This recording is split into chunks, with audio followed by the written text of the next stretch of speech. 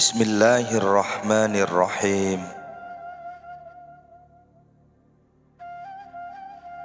Qalbu, ruh, nafsu, dan akal adalah istilah yang jarang dipakai oleh kalangan tokoh para ulama.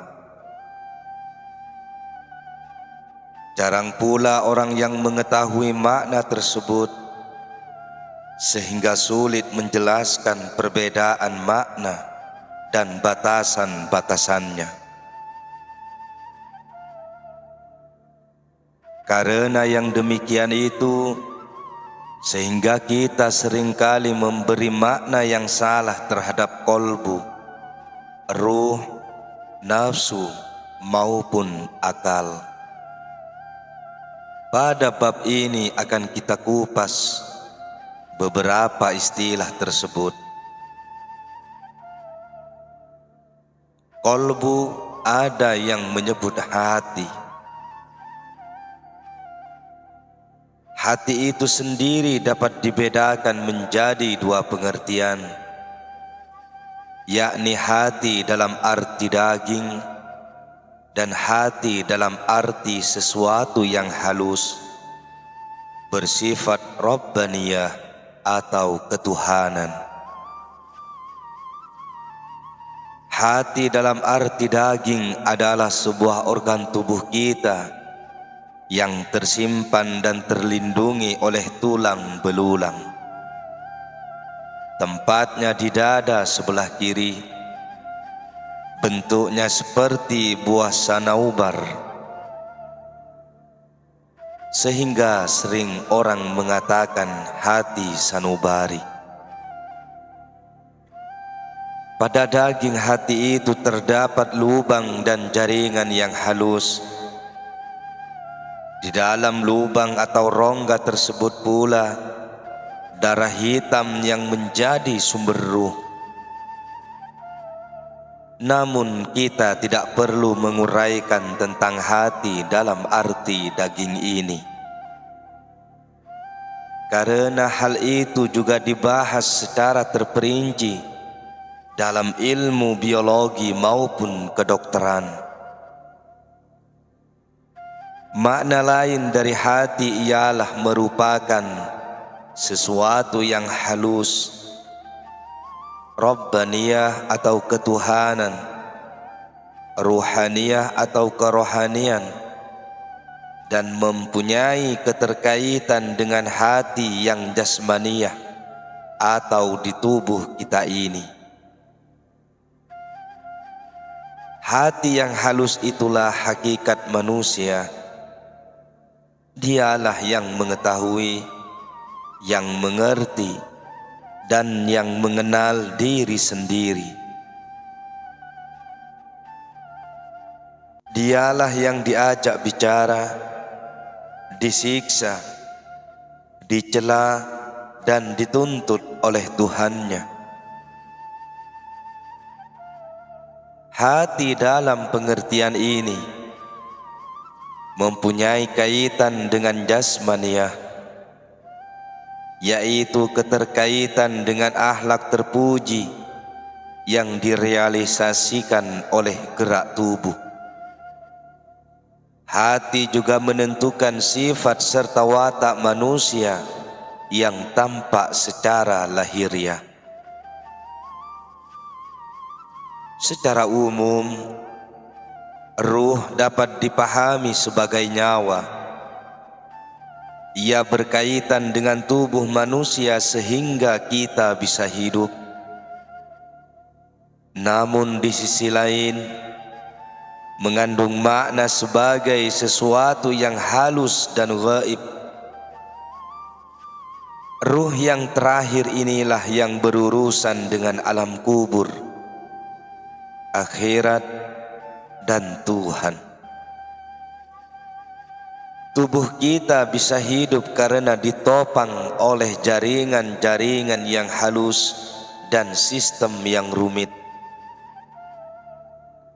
Di dalam tubuh kita terdapat organ jantung yang mengalirkan darah ke sekujur badan melalui urat-urat kecil dan besar.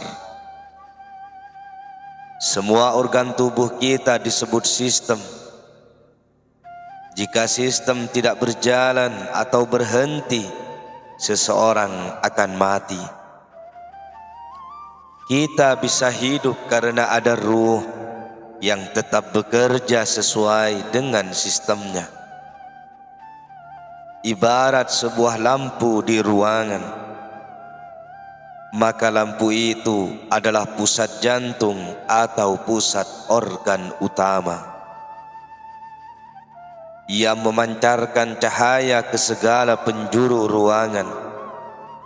Begitu pula ruh, ia akan memberikan kekuatan kepada segenap organ tubuh. Kita bisa bergerak, berbicara, berpikir, melihat, mendengar, dan sebagainya karena sistem jaringan tubuh atau ruh tersebut. Ruh atau nyawa ibarat lampu. Jika ia hidup tentu dapat memancarkan cahaya. Sama halnya ruh jika ia masih berada di dalam tubuh, kita masih tetap hidup. Jika ia terlepas, kita akan mati. Akan tetapi ruh dalam pengertian agama adalah sesuatu yang gaib, yang berkaitan dengan Tuhan.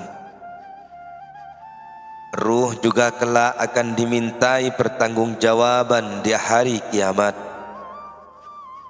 Ruh inilah yang disiksa di alam kubur atau di neraka. Ruh pula yang merasakan kebahagiaan surga. Karena itu, dalam tataran keagamaan, ruh adalah sesuatu yang sangat rahasia dan sukar dipahami oleh akal. Hanya Allah yang mengetahuinya. Firman Allah Subhanahu wa ta'ala, A'udzu billahi minasy syaithanir rajim.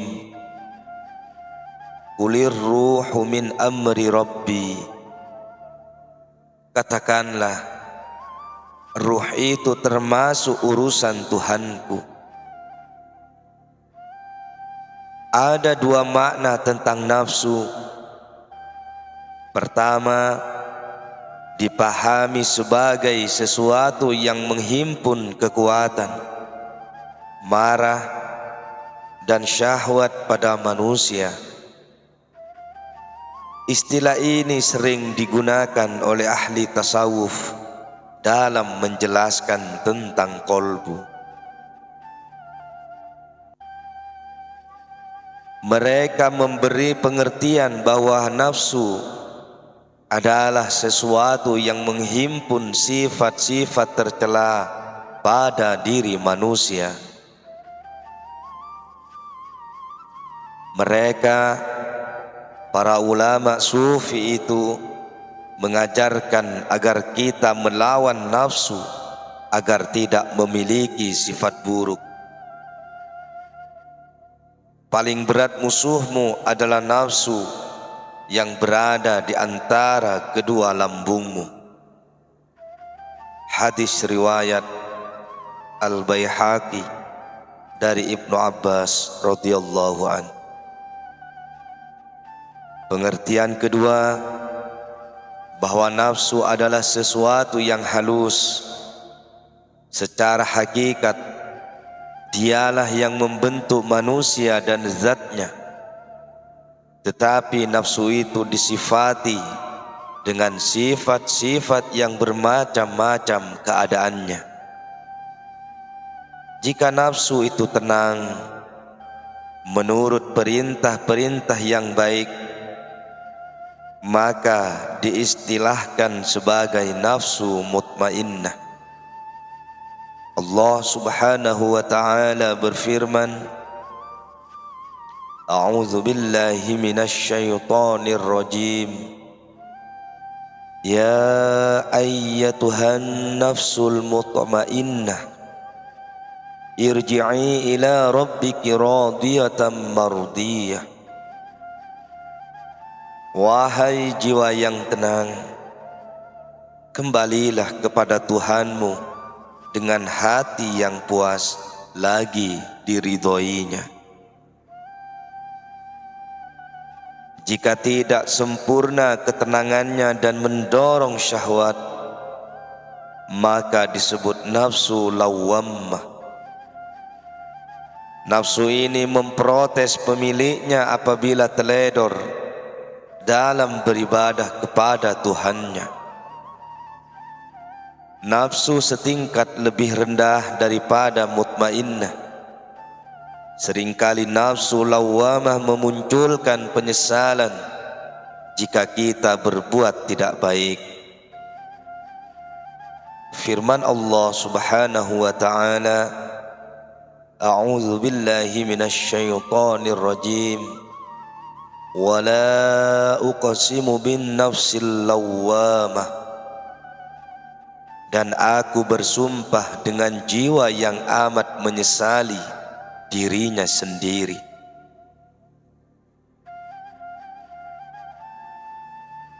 Ada satu lagi nafsu yang disebut amarah, yaitu nafsu yang tidak menghiraukan nasihat, tetapi tunduk kepada dorongan-dorongan setan dan hawa nafsu. Nafsu ini cenderung kepada sesuatu yang buruk dan jahat.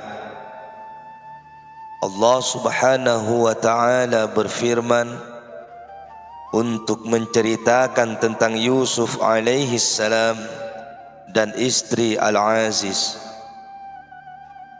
A'udzu billahi minasy syaithanir rajim. Wa ma ubarri'u nafsi innan nafsa la'ammaratun bisu'. Dan aku tidak membebaskan diriku dari kesalahan, karena sesungguhnya nafsu itu selalu menyuruh kepada kejahatan. Quran Surat Yusuf ayat 53. Kadang-kadang bisa dikatakan bahwa yang dimaksud dengan selalu menyuruh kepada kejahatan adalah nafsu dalam arti secara umum.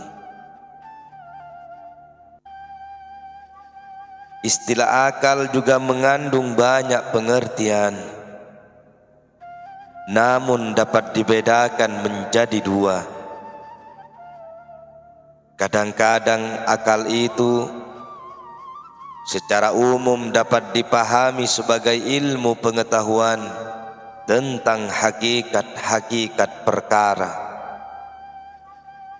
Maka akal adalah ibarat dari sifat ilmu yang tempatnya di dalam hati. Namun dapat pula dipahami sebagai hati yang halus. Kita ketahui bahwa setiap orang berilmu, ia mempunyai akal yang membaur dalam sifat mereka. Karenanya dapat pula diartikan bahwa akal adalah sifat orang berilmu yang mengetahui tentang sesuatu. Barangkali itulah yang dimaksudkan sabda Rasulullah, pertama yang diciptakan oleh Allah adalah akal yang mengetahui.